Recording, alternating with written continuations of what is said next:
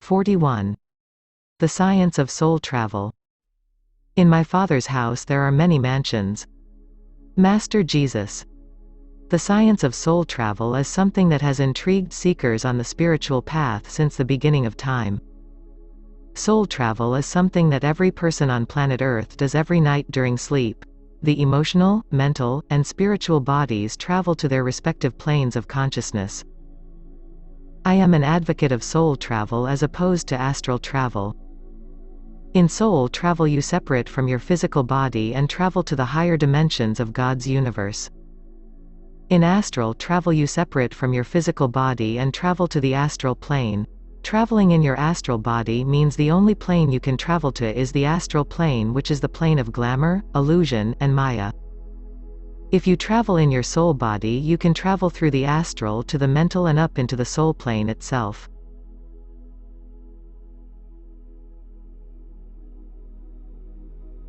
It is also possible to travel in your mental body. In truth, you can travel in all 7 bodies. When you become an ascended master, you will travel in your glorified light body. You travel in your mental body all the time, even if you don't realize it. When you are intensely thinking about someone, perhaps wondering what he is doing, you are projecting your mental body to him and trying to attune it to him. If you are on the spiritual path, when you are sleeping, you go in your soul body to the inner plane ashram of the master with whom you are associated. The big question is, if all this is going on, how come you aren't aware of it?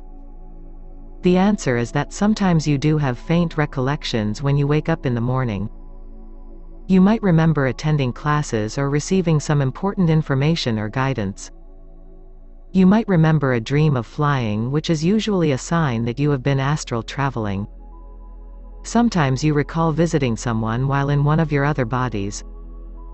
Other times you might have a lucid dream in which you are totally conscious while dreaming. This is definitely a form of soul travel, for it means you are awake in your dream body. If you have a lucid dream, use your awareness to create the dream reality you want.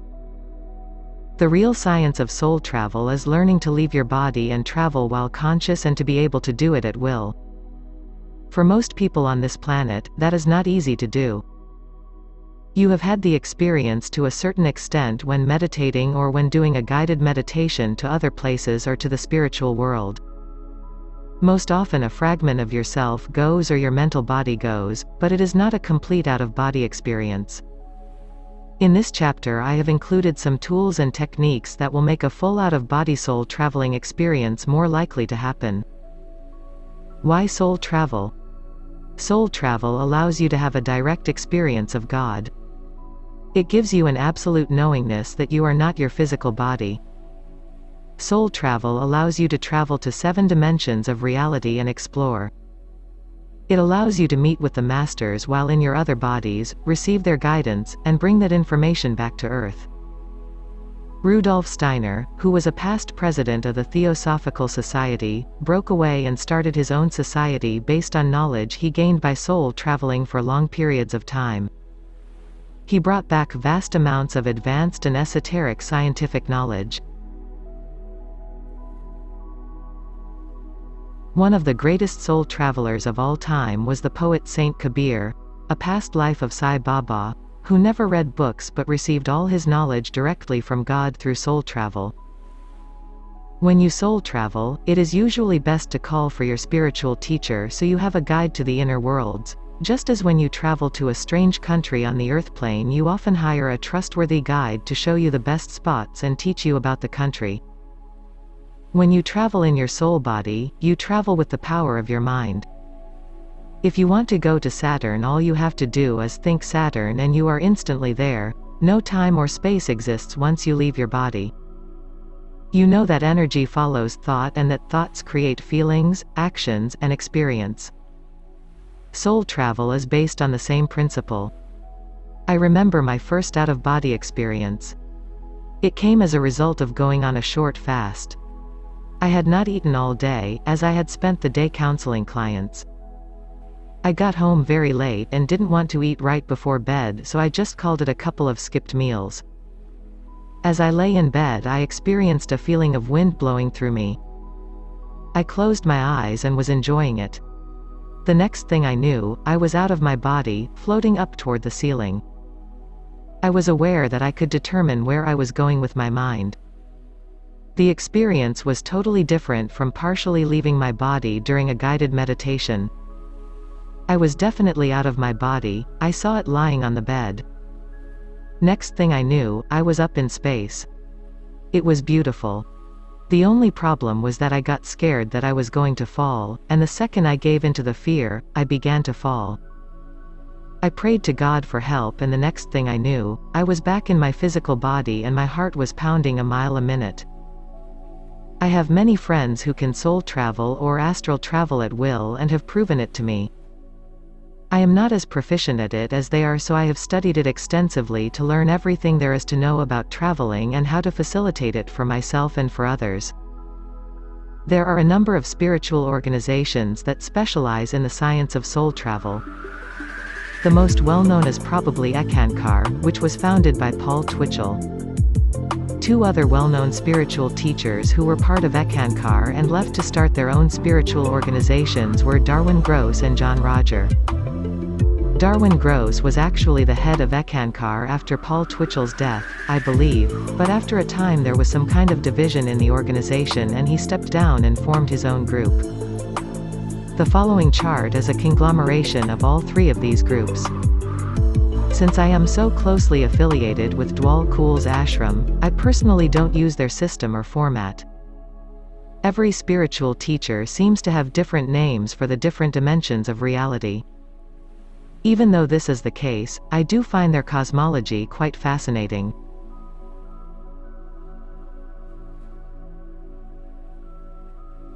The science of soul travel mantras. Notice particularly the column listing the sounds associated with each plane. Even though I don't relate to this cosmology in terms of its description of the dimensions of reality, I know the sounds of the various planes are accurate. They match the sounds I have learned about in studying the Eastern paths, in particular Sabda or Nada Yoga, and even Paramahansa Yogananda has described the exact same sounds for each of the dimensions. You will also see a mantra associated with each of the different dimensions of reality. One of the secrets of soul travel is to chant these mantras or others that you already know of. The sound will actually carry you to the dimension of reality with which it is associated. This is something I recommend that you experiment with if it is all right with your inner guidance. For example, according to this chart, the mantra Aum is associated with the mental plane. I checked this out with Dwal Kul and he told me that it was true. I particularly recommend the Hu mantra, which Dwal Kul has associated with the third eye chakra in his teachings through the Tibetan Foundation. He also told me a fascinating bit of information. Amen is the sound associated with the Lemurian root race. Aum is the sound associated with the Atlantean root race. Om is the sound associated with the Aryan root race. Ong is the sound associated with the new Maruvian root race, which is just coming in now. All three of the organizations that specialize in the science of soul travel are very much concerned with the light and sound of God. Thus, a color is attributed to each dimension. Also listed is the cosmic being who is said to govern each dimension. The Sikhs use the mantra, Sat Nam, which they got from Guru Nanak or maybe even from Kabir. Sat Nam turns out to be the cosmic being who governs the soul plane. Paramahansa Yogananda teaches the mantra, Hong Sao, which means, I am the self. He says it is actually the sound that occurs as humans breathe. It is closely associated with the Saham mantra. Interesting enough, Soang is the name of the cosmic being who governs the etheric plane in this system. God is called Sugmid, a name I had never heard before studying Eckankar. Another interesting point concerns the cosmic being Omkar, on the mental plane. In Sai Baba's ashram, the morning practice of chanting Aum 21 times to start the day is called Omkar. These synchronicities are definitely enough to get your attention. The great spiritual master who guided Paul Twitchell was Rebaser Tars. Of the spiritual masters associated with these three groups, I, personally, had the best feeling about him. I think there are certain masters who specialize in the soul-traveling experience, and he is one I definitely trust. Another person who tells a fantastic story of his soul-traveling experience is J.J. Hurtick in the introduction to his book, The Book of Knowledge, The Keys of Enoch. He tells of being taken out of his body and guided by Enoch and Metatron into the highest spiritual planes where the 64 keys of Enoch were implanted into his third eye. On his return to Earth, he recorded all he had been shown in this book, which can only be described as a revelation from God. The nice thing about learning to soul travel is that you can shed your physical, etheric, astral, and mental bodies and travel to the highest planes. The practice of soul travel is really an early stage in learning to bilocate. The first step is to go somewhere in your soul body. The next step is to travel to a distant location and take your physical body with you. If you can take your soul body, why can't you take all your bodies? According to Paul Twitchell, once you have learned to travel in your soul body, you can travel to the highest spiritual planes without limitation, whereas each of the bodies below the soul level is limited to the plane with which it is associated. Another advantage of soul travel is that there is much service work that can be done on the inner planes. C.W. Leadbeater of the Theosophical Society learned to travel out of his body at night while maintaining total recall. Every night, he would take disciples to El Moria, Kuthumi, and Lord Maitreya in the Himalaya mountains. His students often would not remember very much of the teachings, but he would remember the information, as well as what went on at the various initiations. Guru Nanak, the founder of the Sikh order, was also an expert in soul travel. He followed right along in the footsteps of Kabir. An additional advantage of learning to soul travel is that when you physically die you can leave your body consciously and at will. In India this is called Mahasamadhi. Paramahansa Yogananda demonstrated it at his death. He gave a lecture and then left his body. Even Pythagoras taught his disciples to go out through their crown chakras and to gain control of their bodies and environments from a distance. One of the most important practices concerning soul travel is learning total control over your mental and emotional bodies. It is your attitude, attention, and state of consciousness that determine where you go. Soul travel is not for you if you are not in control of your energies. Indulge in negative emotions and you will end up on the lower astral plane. Just as in death, your soul can leave your body through any one of the chakras. I would recommend always leaving from the crown, if possible, or at least from the third eye. The three keys to soul travel are the use of thought, light, and sound. As you begin to soul travel, you will find your sensitivity to and awareness of light and sound will greatly increase. The practitioner can even travel on beams of light and sound. Guru Nanak tells in his writings of being taken by angels to the fifth plane where he stood before the Sat Nam, the cosmic being governing that plane. Apollonius of Tyana, Master Jesus in his subsequent incarnation when he was a fifth-degree initiate, had the ability to be in two places at once. Master Sai Baba is another striking example of a being who has this remarkable ability. Zoroaster, formerly Buddha, was taken in his soul body to the higher realms where he appeared before the Supreme Being and was given his mission in the material universe. He was to have many such experiences during his lifetime, and they are recorded in his writings. Muhammad had similar experiences of traveling to the seven heavens, and he too recorded his experiences. Hermes, another incarnation of the Buddha, was reported to have traveled in his soul body to the higher worlds where he met Osiris who took him to the highest spiritual worlds. This was all recorded in his book, The Vision of Hermes. It is clear that the potentials that lie in learning to soul travel are unfathomable. Potential dangers. In considering the subject of possible dangers involved in traveling while out of your body, a couple of thoughts come to mind. The first is, again, to try to travel in your soul body rather than in your astral body, so as to avoid being limited to the astral plane. The second safeguard is to travel with your spiritual teacher all the time until you become skilled at it. Don't be a big shot and go exploring on your own when you are a beginner. Then there is the issue of what happens if you do run into trouble during an out-of-body experience. This can happen, especially on the astral plane. If you run into trouble, start praying for help. Immediately project yourself back into your physical body. Paul Solomon told a story of trying to get into an inner plane mystery school without being invited. He was surrounded by all sorts of dark figures. He has recommended saying your own name, which is the mantra of your particular physical body. I met a woman who astral traveled all the time. Once, after she had been traveling for about 45 minutes, when she returned to her body she couldn't get back in. Her fear attracted all kinds of dark astral figures that started to glom onto her. She was screaming at the top of her astral lungs when Sai Baba appeared and yelled, "Silence."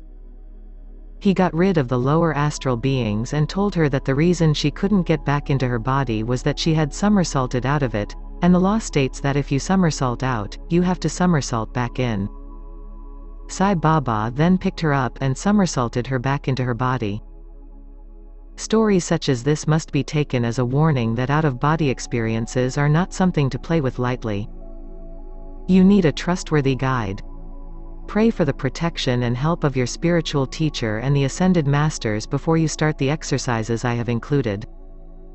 As long as you are under the care and guidance of the ascended masters, you will be fine.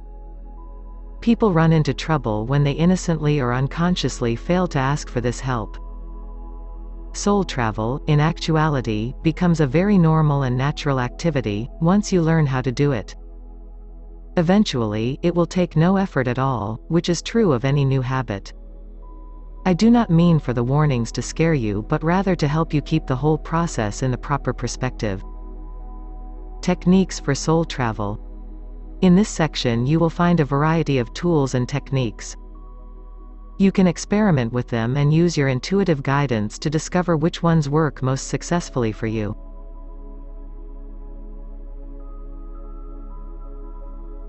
Begin all these techniques with a prayer of protection and ask for help from your soul, monad, spiritual teacher, and the ascended masters. Choose a time when you will not be interrupted by a ringing phone or anything else. Lie down on your bed, get comfortable, and place your attention on your third eye. Visualize a blank screen. Then visualize your destination. It can be a place in this world or a location in a higher dimension.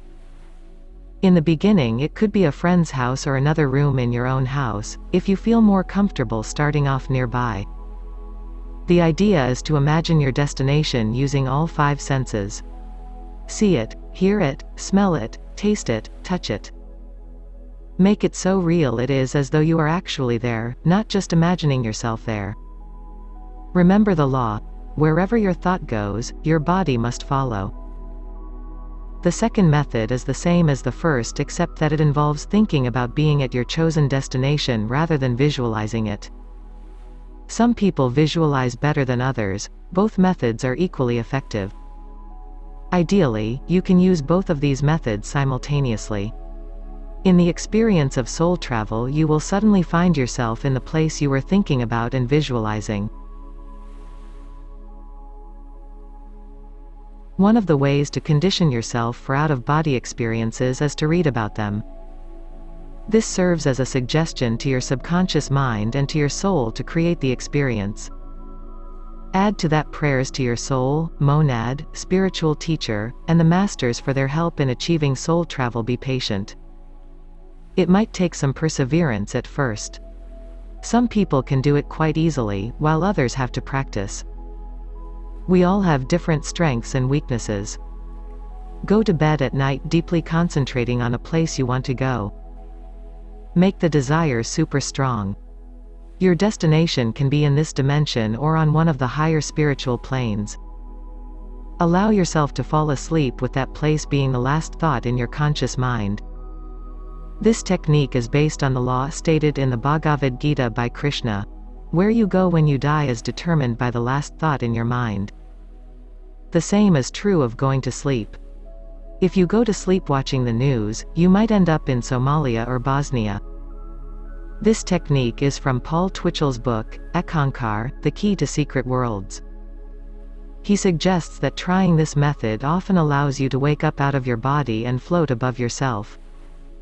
If this does happen, then immediately think of your destination again and you will find yourself instantly there. This technique is also from Paul Twitchell's book, but I am varying it slightly. As you are falling asleep, just say to yourself, over and over again, I am leaving my body. I am going to blank. Another method is to say a mantra over and over again, either silently or out loud. And allow your consciousness to ride the sound current to its destination on the inner planes. See yourself metaphysically surfing, riding the wave of sound, or a wave of light, if you are more visually oriented. Go through your entire body and give it suggestions to relax. You might want to use a self-hypnosis or relaxation tape. When your physical, emotional, and mental bodies are totally relaxed, then give yourself the suggestion that you are leaving your body from the top of your head through your crown chakra. Clearly visualize yourself doing so.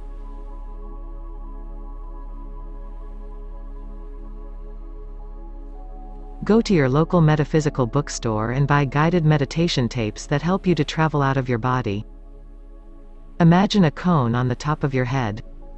Imagine rising up through it and popping out of the top of it. Imagine a rope coming down from your monad and soul.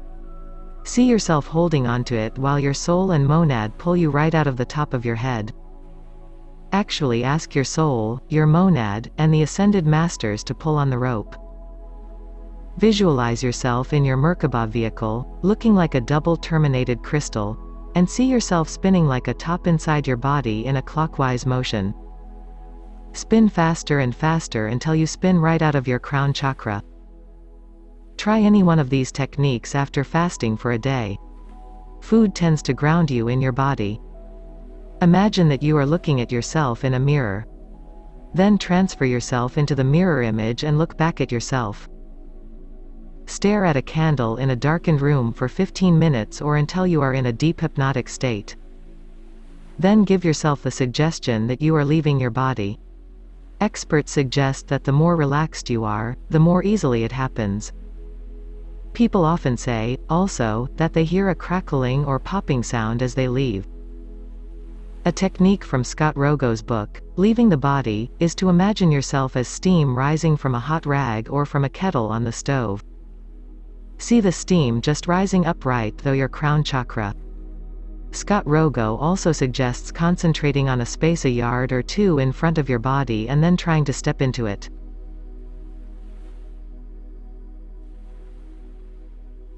Concentrate on a spot above your head and try to rise up into it. Visualize a horizontal bar above your head. With your spiritual arms, pull yourself up out of your body and give your spiritual body a command as to where you want it to go. Just imagining or pretending you are soul traveling might be the best method of all. If you pretend hard enough and often enough, pretty soon you will find yourself doing it. Fake it till you make it. This will give a super powerful message to your subconscious mind. Write out on a piece of paper, I am leaving my body tonight and traveling to blank. Put this piece of paper under your pillow or under your mattress. The subconscious mind often needs a physical stimulus to be convinced. Write in your journal before going to bed that you are going to leave your body tonight. Write this 21 times right before sleeping and then put the notebook under your pillow. This will definitely get the suggestion into your subconscious mind. Before going to sleep each night, imagine that you are flying, like Superman, to various destinations. Visualize a spot in the corner of your bedroom. In your mind, project yourself there and look back at your body. Make it as real as possible. See every detail. Hold this image until you leave your body or fall asleep. This too will be a powerful suggestion to your subconscious mind. Say to yourself 100 times during the day, I am going to leave my body while I sleep tonight and remain lucid. Part of what makes it happen is super intense desire. Make up your mind that you are going to have this experience if it is the last thing you ever do.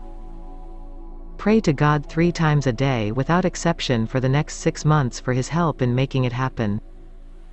Paul Solomon made a statement about healing that is relevant. He said that if you were willing to give your entire life to caring for and healing another person, in total and complete selfless service, then you would attain in an instant the ability to heal others. The correlation is that if you are willing to practice and work with these tools all the time, building up an enormous amount of desire and intention, then, in reality, you could soul travel at any moment you desire to do so. You are God, and energy in all its various forms follows thought. If you make up your mind 100% that you are going to travel out of your body, and if you are willing to practice and pray and do the exercises, then you will do it, because you are God. You have been conditioned through many other lifetimes, as well as during this one, to identify with your physical body at all costs. That is the nature of the ego. But you can change that conditioning. You can work on training your subconscious mind as you fall into the hypnagogic state, that state between wakefulness and sleep. It is a state of hypersuggestibility and deep meditation. You can give yourself suggestions right before falling asleep at night, as you are just waking up in the morning, and also in the middle of the night when you wake up and turn over. Give yourself the suggestion and command, I am leaving my body and going to blank. If you want to, add the suggestion that you will be conscious, aware, and lucid during this experience. Visualize yourself standing next to your own physical body and inspecting it.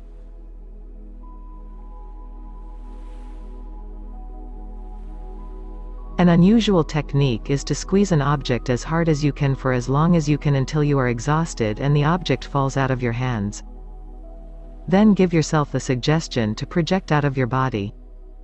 One avenue for learning soul travel is to approach it through lucid dreaming. If you can become aware while you are dreaming, you can give yourself the suggestion while traveling in your dream body. One technique might be to say to yourself as you are falling asleep, I am lucid in my dreams. Say this over and over again as you are falling asleep, or write it in your journal. A technique from Stephen Lauberg's book, Lucid Dreaming, which I highly recommend, is to count backwards from 100 down to 0. At each count say, I'm dreaming. The intent to be lucid during your dreams will make it start to happen. Another excellent technique from Lauberg's book goes as follows. When you awake from a dream, go over it in your mind until you have memorized it. Then go back to sleep, giving yourself the suggestion, next time I'm dreaming, I want to recognize that I am dreaming. Then visualize yourself being back in the dream as you memorized it, only this time see yourself realizing that you are in the dream. Give yourself this suggestion and do the visualization a number of times before falling back to sleep. This particular technique is extremely effective for inducing a lucid dream. Lie in bed and visualize yourself hovering above your bed, looking down at yourself. Visualize this super clearly. Then do a reversal and become the other you that is looking at your physical body lying on the bed. I found this method in a book called Have an Out-of-Body Experience in 30 Days by Keith Harary and Pamela Weintraub. I am shortening their method for these purposes. Choose a place outdoors such as a park, for example. Then choose an indoor location other than your bedroom. Go to the outdoor place, close your eyes, and imagine you are having an out-of-body experience. Open your eyes and look around the park, pretending you are out of your body. Then go to your indoor spot and do the same thing.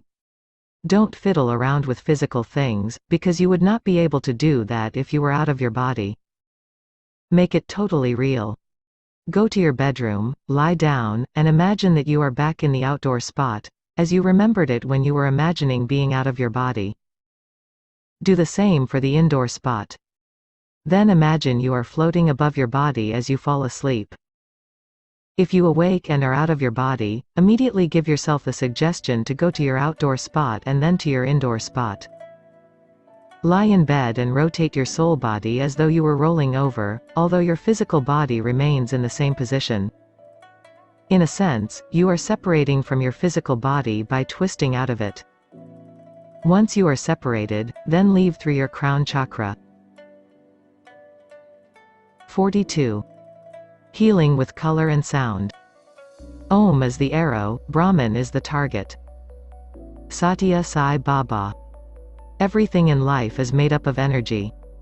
Becoming a master has to do with your ability to change energy from one form to another, which can be done through prayer, affirmation, visualization, breathing, physical activity, and many other methods too numerous to mention. Two of the most powerful methods of transforming energy involve the use of color and sound. These have been dealt with somewhat in 2 chapters in the Complete Ascension Manual, Esoteric Psychology and the Science of the 12 Rays and Mantras, Names of God, and Words of Power. In this chapter I will discuss some of the other methods that can be used to transform energy. The following chart was given to me in a Class 1 attended on this subject. I don't know where the teacher of the class extracted it from, but it serves as a helpful chart for understanding some of the basic colors and the effects they have on the human body. Each color, of course, relates to one of the chakras. Each color in the chart also relates to a certain musical note. The chart delineates the color's effects and the problems that may be treated with that particular color. The spiritual meaning of color.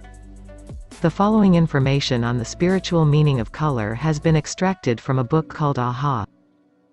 The Realization Book by Janet McClure, founder of the Tibetan Foundation. This information has been channeled from Vimas, the higher aspect of Earth's planetary logos. Although there are many books on color, this information is from one of the highest spiritual beings currently working with the Earth. He has brought through some information that goes far beyond the standard knowledge about color. Red. The dynamic energy associated many times with thrusting into new, unknown areas. Your association with the male polarity, whether you are in a male or female body. Your association with the evolutionary process and, for many of you, with the evolving source.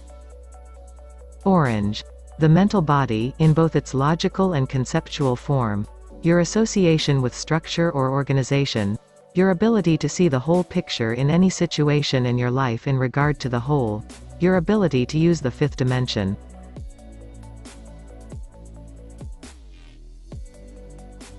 For many of you, this color links you into a crystalline association with the mineral kingdom on the Earth. For about 50% of you there is a link here into the overall energy grid system associated with the Earth. Yellow. Clear thinking, intelligence, and the means to freeing misperceptions through a magnification process. Has 3rd dimension transformational qualities. Has healing associations, especially when the healing moves through the Earth and back into the individual. Helps focus or gather energy together, thus helping the mental qualities to be more focused. Addresses scattering and the memory area. Connects directly with the physical aspects of Sanat Kumara and thus forms a chain or linkage system to the solar logos. Helios. In this connection, also see the color gold.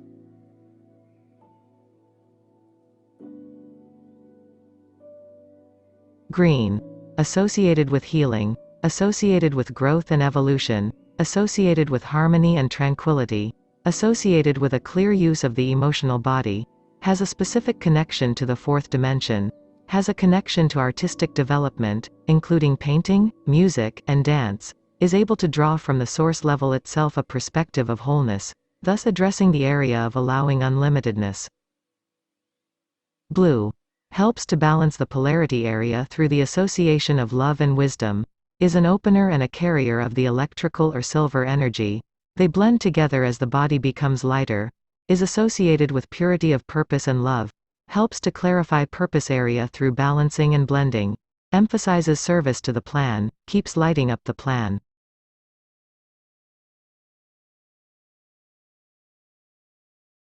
Indigo. Identifies a deep source level connection and holds a focus on it. Helps to clear issues of separation. Has often been associated with the Christ consciousness energy. seeks to blend spiritual perspectives through a decrystallizing process. Decrystallizes the surrender area, has 7 levels that decrystallize as one ascends through them. Violet. Transformation, purification, transmutation, what has been called ceremonial, magic, or invoking through an integration of all of the other colors and what they represent. Helps integrate all of what has been learned on Earth. Helps heal polarity splits. Helps heal the emotional body through its association with the spiritual body. Helps cleanse and purify the physical structure. Helps align the mental and spiritual perspectives. Closely associated with Saint Germain. Closely associated with the New Age. Pink. Associated with the heart energy and its characteristics, particularly love, compassion, and gratitude. Helpful in softening any crystallization in the will area. Helps the surrender process and reaches into and supports what is new, what has begun. Thus is helpful in realizing divine support. Associated with the angelic kingdom.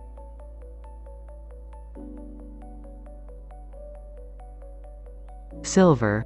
A symbol for the electrical energy of the soul. Symbolizes the use of the soul's energy. Works with being in the flow. Will seek to break up or decrystallize blocks in the use of electricity in all of its forms, including all electrical and electronic devices used on the earth. Many times as associated with the angelic kingdom. Addresses the lightening perspective. Helps deal with blocks in the electrical flow of the physical structure through a penetrative process. Helps anchor more of the soul's energy on the cellular level. Gold. The perfect integrator. The accepting of the soul level is emphasized. The accepting of wholeness on every level is emphasized. Emphasizes linkage systems. Deals with full abundance. Helps to integrate the co-creator level. Deals with putting together the pieces of any area that has seemed scattered. Connects through anataamara or the planetary link directly to Helios or the solar logos consciousness level. Helps to develop through decrystallization more heart radiance. Seeks to help soften perspectives that need blending so they blend more easily.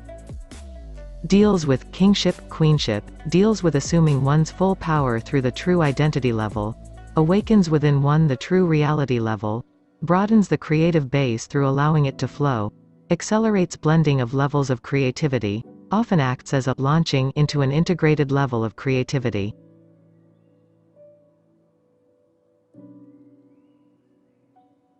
A simplified understanding of colors. Violet, spirituality. Indigo, intuition. Blue, religious inspiration. Green, harmony and sympathy. Yellow, intellect. Orange, energy. Red, life. Color healing using candles. There are many ways color can be utilized. The first method I would like to suggest is lighting colored candles. Light a candle of the color that is appropriate for what you are attempting to manifest. If you want truth and purity, light a white candle. If you want to gain knowledge, light a yellow candle. Light a pink candle to send love. Light a blue candle for the resolution of a spiritual problem. Green candles are good for all monetary and material concerns. Lavender candles are especially good for healing. Silver candles are good for protection. As you light the candle, say a prayer and state what you need. It is important to be specific. Thank God for granting you what you need. The candle and the color it is radiating keep your prayer manifesting that specific energy as long as the candle is lit. Color healing using lamp radiation. Colored lamplight is a wonderful method that I have often used. All you need is a small lamp and colored light bulbs. Sometimes light bulbs of certain colors are hard to find. At photography stores you can buy colored gels that can be taped over the lamp instead. Let yourself bask in the colored light as you read or sleep. If you are reading and you want more energy, use an orange light bulb or gel. If you need physical healing, use a green light. If you want mental stimulation, use a yellow light. If you want a more spiritual feeling, use a blue or violet light. It is really fun to play with the colors and it is easy to switch them around. Colored water healing. Using colored water is a wonderful healing modality. The idea is to place the colored gels I spoke of above around a clear glass bottle of water. place the closed glass water bottle with the gel covering it outside in the sun. The sun will shine through the colored gel into the water and energize it both with the sun's energy and with the color frequency of that particular gel. You can drink water permeated with the green healing vibration or with the qualities of whatever color you have chosen. The water will not change color but will most definitely contain the frequency of the chosen color. Color breathing. Another method of utilizing color is to breathe different colors into your body. Red, orange, and yellow are magnetic and should be visualized as flowing up from the earth toward the solar plexus. Blue, indigo, and violet are electrical and are breathed in from the ethers downward. Green is the balancer of the spectrum and flows into the system horizontally. When breathing, breathe deeply, bringing air into the lower abdomen. The best time to practice this technique is before breakfast or dinner.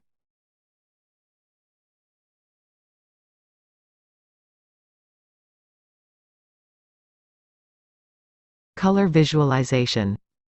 Visualize yourself bathed in the color you choose to resonate with. It can be seen as a ball of light or a tube of light. You might just affirm to yourself, "I am now filled with emerald green." You are God, and anything you affirm or visualize takes place, for your word is law, and you create with your mind. Radiant color magnetism. You can channel color through your hands for healing purposes. You can do it on yourself or on a friend, animal, or plant you want to heal. It is just a matter of affirming and visualizing that you are doing this and it will be done. Color healing and the rays.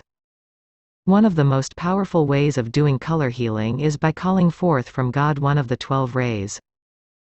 This can be done by calling forth the actual color of the ray, the number of the ray, or the spiritual quality of the ray. For details, I refer you again to the complete Ascension manual. For convenience I will list the 12 rays and their corresponding colors here. First ray, red. Second ray, blue. Third ray, yellow. Fourth ray, emerald green. Fifth ray, orange. Sixth ray, indigo. Seventh ray, violet. Eighth ray, seafoam green, violet luminosity. Ninth ray, blue-green. 10th ray, pearlescence. 11th ray, orange-pink luminosity. 12th ray, gold. Just call these rays in from source and see and feel yourself bathed inwardly and outwardly in their energy. They are always available, all you have to do is ask for them. Study the information in the other book if you need a refresher course on the soul qualities that each of these colors embodies. Calling forth the rays is a most powerful color healing technique.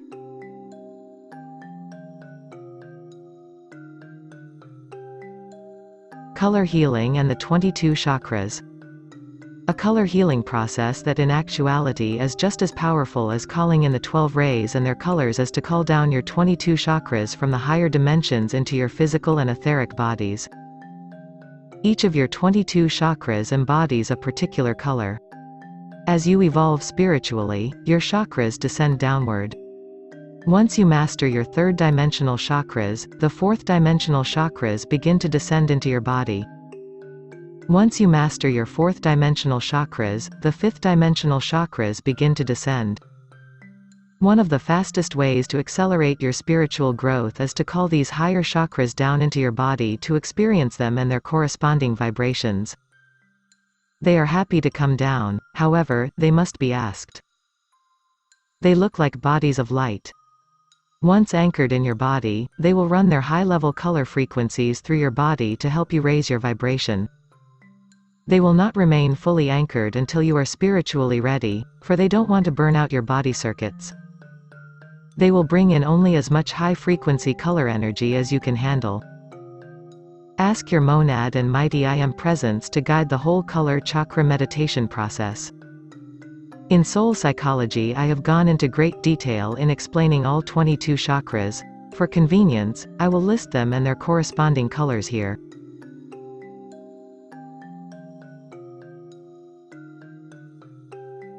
The chakras, their corresponding colors, the first two will be transformed during ascension. Chakra 1. Red evolving to violet.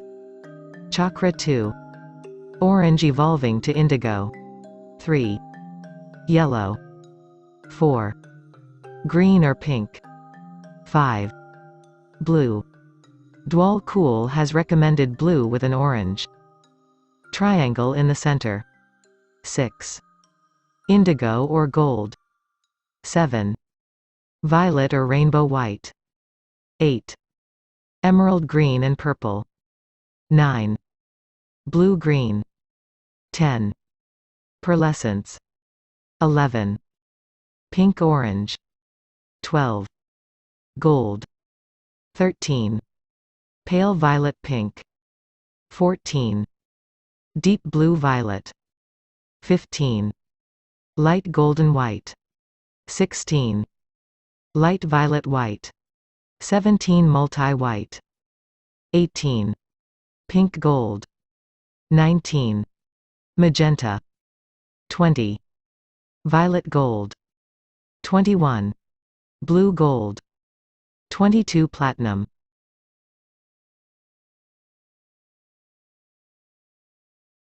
Color healing through clothing.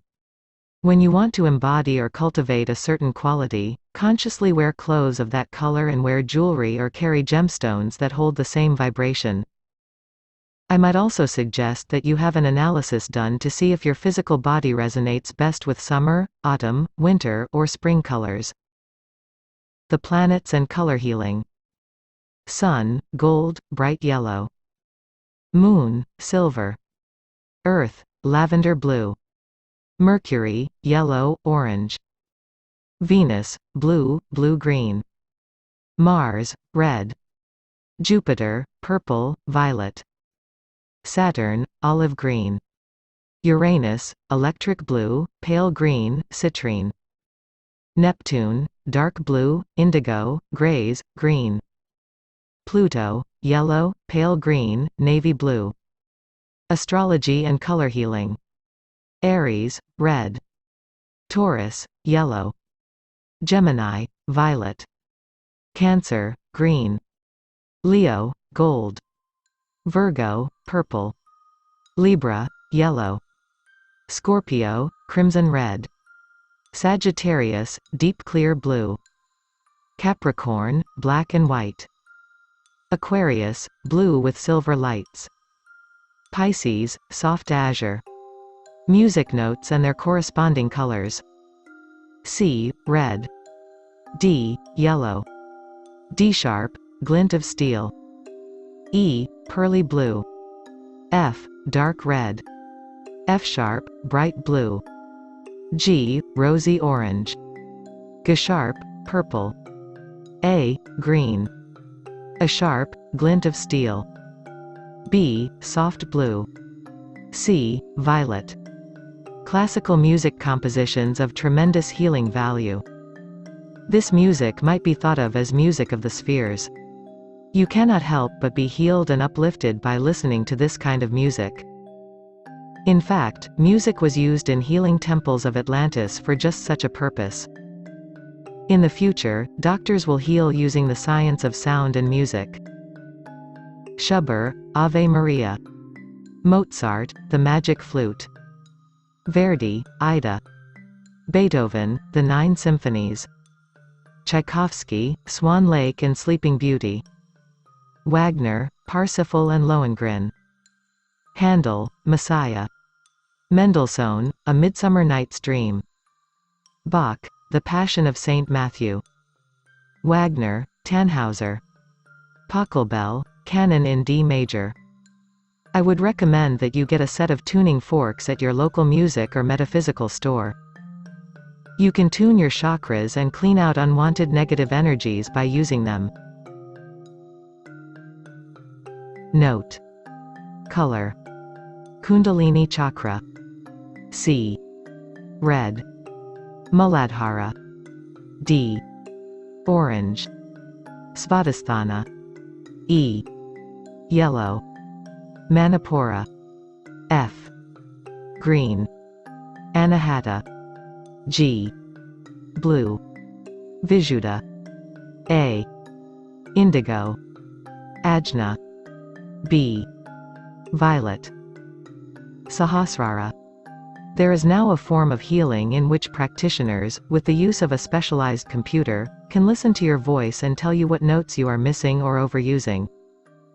From this information they can do an entire personality workup that is accurate. They then teach you to reintegrate the missing tones and emphasize the overused tones, which changes the personality and results in healing. Color music. In a wonderful book called Healing with Music and Color, Mary Bassano has done some interesting research that correlates certain pieces of music with the basic color spectrum. This information will allow you to put on red music or green music, music of whatever color suits your mood. I would also like to acknowledge Helene Corinne for her book Color and Music in the New Age. Red music. Classical. Marche militaire, by Schubert. Sousa marches. The Sailor's Dance, from Red Poppy Ballet Suite by Glier. New Age. Mars, from the Planets by Holst. On the Edge, by Mickey Hart. Diga Rhythm, by Mickey Hart. Orange music. Classical. Hungarian Dance No. 5 by Brahms. Habanera, from Carmen by Bizet. Capriccio Español, by Rimsky-Korsakov. New Age. Winterfall Music, by Paul Warner. Jupiter, from the Planets by Holst. Eagle's Call, by Bruce Hernot. Yellow music. Classical. Arabesque, by Schumann. Fountains of Rome by Respighi. Piano Concerto No. 26 by Mozart. New Age. Lemurian Sunrise, by Paul Warner. Dawn, by Stephen Halpern. Kataro Key, by Kataro. Green music. Classical. Melody in F by Rubinstein. Violin Concerto in E minor by Mendelssohn. Clair de Lune, by Debussy. New Age. Pan Flute, by Zamir. Ocean, by Larkin. Fairy Ring, by Mike Rowland. Blue music. Classical. Air on a G string by Bach. Ave Maria, by Schubert. The Swan, by Saint-Saëns. New Age.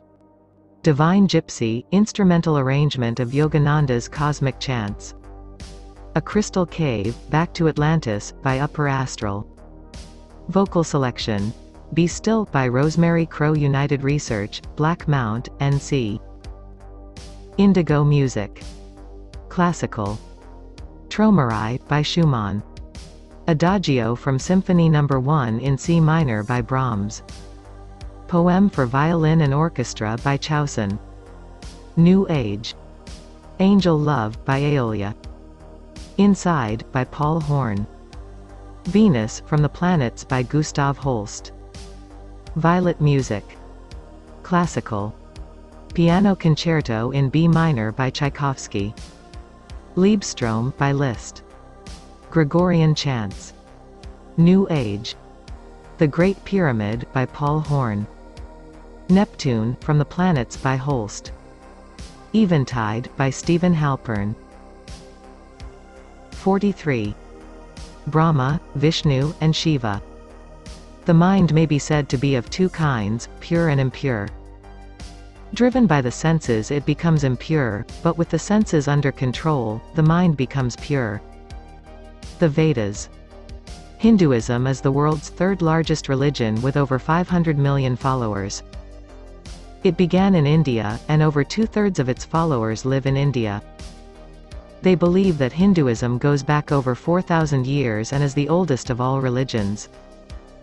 The objective of Hinduism is to achieve union with the one, all-pervading God, Brahman. Brahman is then divided into Brahma, the creator aspect, Vishnu, the preserver, and Shiva, the destroyer. The term Atman refers to the eternal self, which is your true identity. The sacred Hindu writings called the Upanishads point out that Brahman and Atman are one. According to Hindu doctrine, the ideal life consists of 4 stages. The period of discipline and education. The life of the householder and active worker. The retreat for the loosening of the bonds. The life of the hermit, preparing for death and union with God. Hindu worship is individual as contrasted with the group and congregational worship of some of the other major religions. Most houses have a room or a corner of a room for worship called a puja where there are pictures or a statue of a particular image of God. Hinduism recognizes tens of thousands of lesser gods that all come under the umbrella of the one God, Brahman. Hinduism also recognizes the divine descent of avatars, God-realized beings living on earth. The two main avatars of Hinduism are Rama and Krishna. Rama lived over 20,000 years ago and Krishna lived around 5000 BC. There have been other avatars, but these two are the most well-known and most highly revered. Mahatma Gandhi said in his autobiography that one of the keys to his success was the continuous chanting of the name of God. The name he chanted was Ram or Rama. Gandhi was also greatly influenced by the sacred Hindu book, the Bhagavad Gita, which is the part of the larger work, the Mahabharata, that tells the story of Krishna. The story of Rama is told in the Ramayana. Sai Baba, who is now living in India, is the most popular avatar since Krishna. Krishna, of course, was a past life incarnation of the Lord Maitreya who is head of the Great White Brotherhood. Sai Baba is actually much more popular than even Krishna or Rama because they lived at times when their lives had to be focused in small villages, so not very many people realized that they were divine incarnations. Sai Baba, because of modern media and travel, has been able to reach far more people than Krishna or Rama ever could have at the time they lived. Of course, after their deaths their legends spread widely through the Ramayana and the Bhagavad Gita. Hinduism recognized that many people need a personal God they can feel close to and visualize in their minds. This has often, unfortunately, been construed to be polytheism, which is not the case at all. The fact is that God's infinite universe does have infinite numbers of lesser gods that run the universe at step-down levels of frequency. Hindus recognize that the many lesser gods are all a part of Brahman. Hindus recognize Brahman first and then the famous Hindu trinity of Brahma, Vishnu, and Shiva. There are three main sects of Hindus: those who worship Brahma, those who worship Vishnu, and those who worship Shiva. Brahma is the creator aspect of the Trinity. Vishnu is the preserver and Shiva is the destroyer.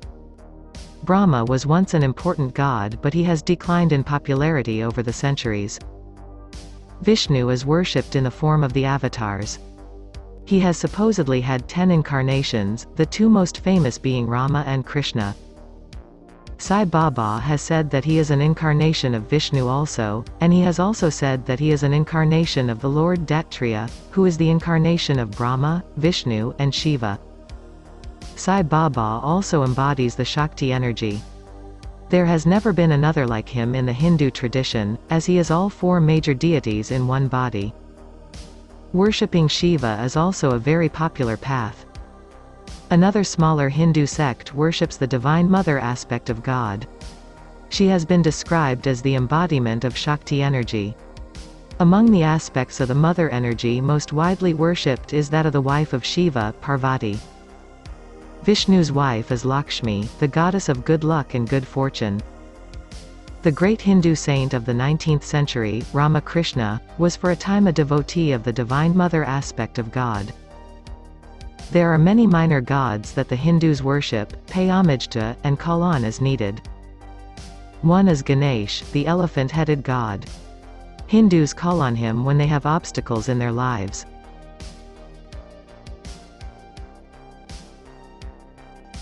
Hanuman, the monkey god, is the embodiment of an perfect example of selfless service, for it was Hanuman who helped Rama rescue his wife, Sita, when she had been kidnapped by an evil demon.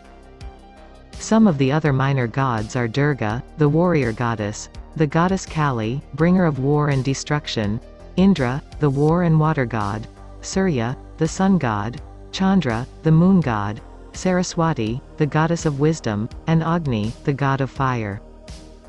As you can clearly see, Hinduism is quite a colorful religion. There are pictures of the gods and goddesses in almost every home and shop, and the smell of sweet incense is everywhere.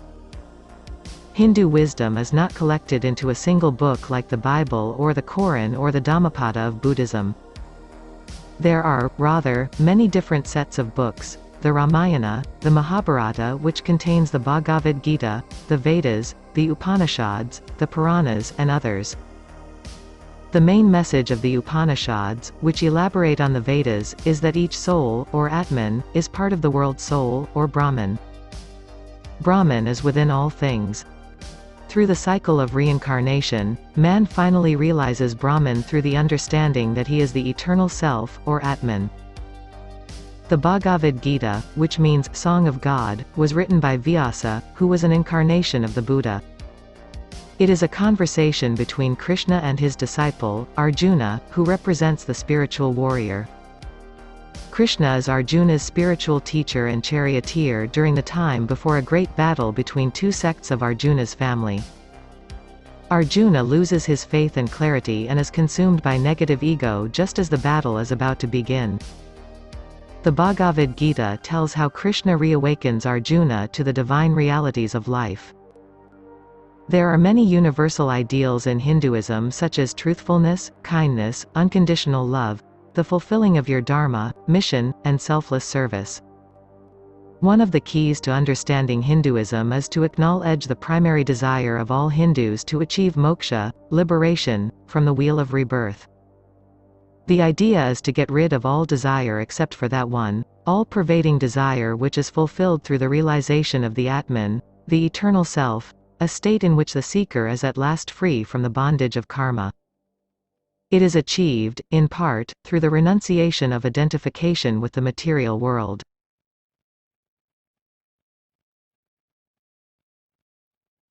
Another set of teachings that is intimately involved with the path of Hinduism is that of yoga.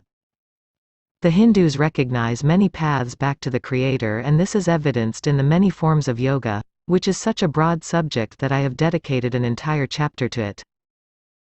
During morning, afternoon, or evening worship, the devout Hindu sits in front of his altar and meditates, prays, and reads spiritual texts. Incense is often lit, and flowers and food are sometimes placed on the altar. Hindus believe that the sacred text of the Vedas was revealed by God to seers called rishis in ancient times. Sai Baba attests to the truth of this. 5,000 years ago, it was predicted that an avatar called the Kalki avatar would arrive at the end of the Iron Age. Sai Baba is that avatar the Hindu religion has been waiting for. The unique thing is that he transcends Hinduism, for he says that he is in all forms and will come to you no matter what form of God you worship, even if it isn't one of the Hindu gods. Another key principle of the Hindu faith is the need to overcome Maya, or illusion, the state of consciousness that is over-identified with the material universe, hence creating the illusion of separation and absence of unity with God. There are many paths to achieving this transcendence, including the many forms of yoga. Hindus very much believe in the law of karma. The physical body that your soul will live in during the next life is determined by your actions in this life. If you do good deeds, you will be reborn at a higher level. This leads to an understanding of the Hindu caste system, for it is tied to the understanding of rebirth. Hinduism divides society into 4 large classes. At the top are the Brahmins, as differentiated from Brahman and Brahma, who are considered the purest and who perform all religious ceremonies. Next are the Kshatriyas, who are the rulers and warriors. The third group is the Vaishyas, who are the traders and craft workers.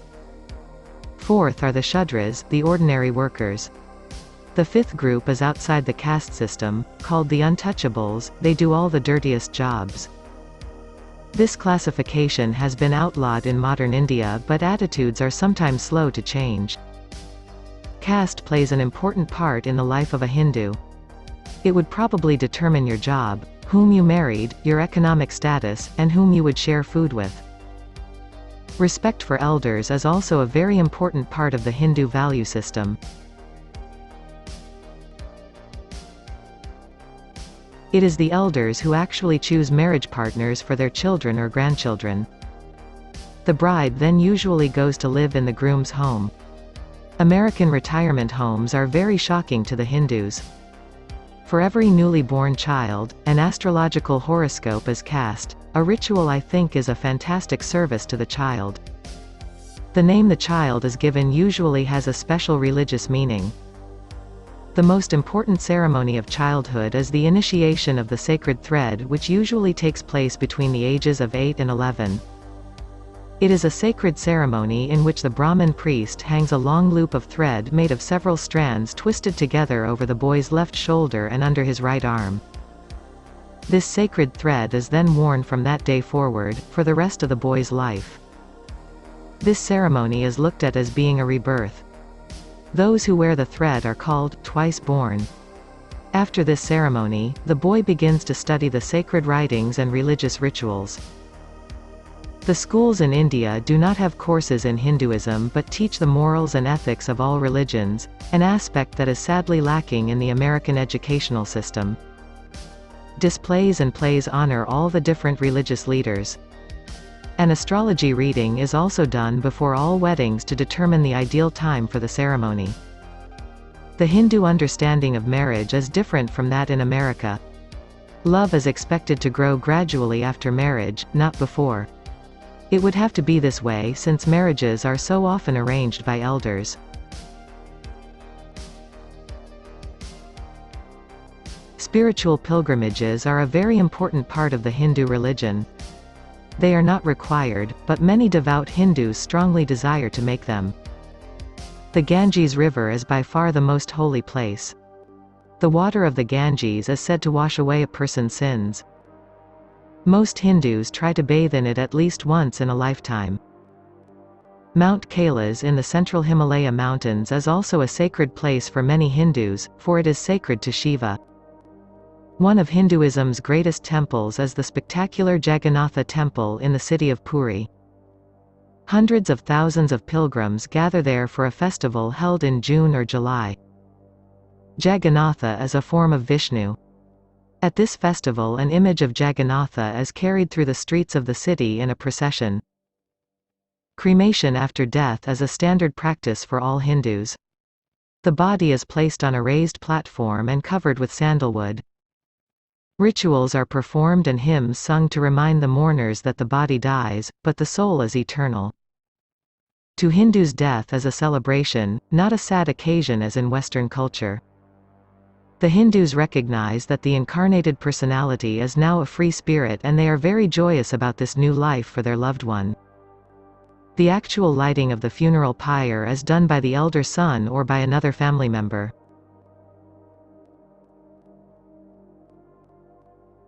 Hinduism teaches compassion for all living things.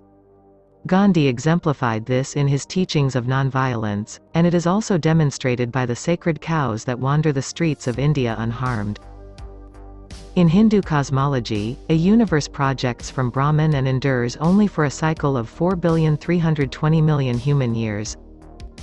Then it is breathed back into the heart of Brahman. This process is repeated over and over again. In Hindu cosmology, Brahman appears in the form of Brahma to create each universe, in the form of Vishnu to sustain it, and in the form of Shiva to eventually destroy it. Integral to every Hindu's worldview is seeing God in everything.